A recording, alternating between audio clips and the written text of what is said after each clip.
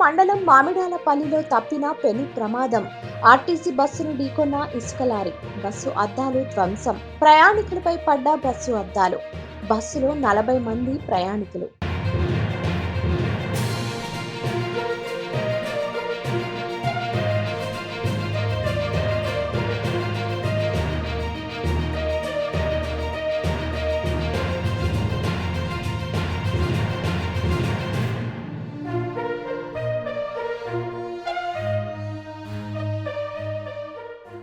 Madam ఇప్పుడు ఎవరిది తప్పు మేడం?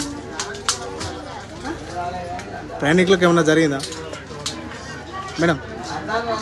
ప్రయాణికులకు ఏమన్నా జరిగిందా? ఎవరికైనా గాయం జరిగిందా మేడం అంటున్నా? ఒక అమ్మకి కొంచెం గాయం జరిగింది. తప్పు ఎవరిది? తప్పేంటే ఎట్లా చెప్తాం మేము, వాళ్ళకి హారన్ కొట్టు కొట్టు అని చెప్పుకుంటూనే వస్తున్నాము, వాళ్ళు హారన్ కొట్టలేదు, ఇట్లా వచ్చేసి.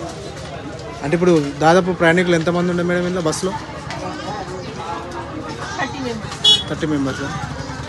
ఇబ్బంది అయితే ఎవరికి జరగలేదు కదా?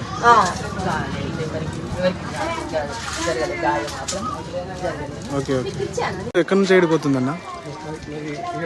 కర్మ వచ్చి కర్మ జమ్ముడు పోతున్నా. కర్మ జమ్ముకుంటే పోతా అంటే టర్నింగ్ కాడ ఆరం కొడుతున్నాను.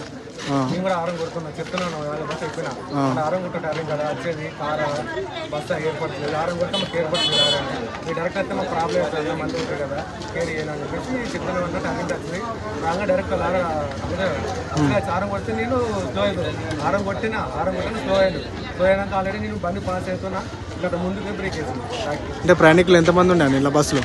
దాదాపు బండి 40 మంది. ఎవరికైనా గాయాలు జరిగినాయా? మామూలుగా రైట్ సైడ్లో గ్లాసులు వాళ్ళకి నిలబడి. అంటే ఈ లారీలు రవాణా వల్ల ఏమన్నా బస్సులకు కానీ ప్రజలకు కానీ ఇబ్బంది జరుగుతుందని మీరు అనుకుంటారు కదా?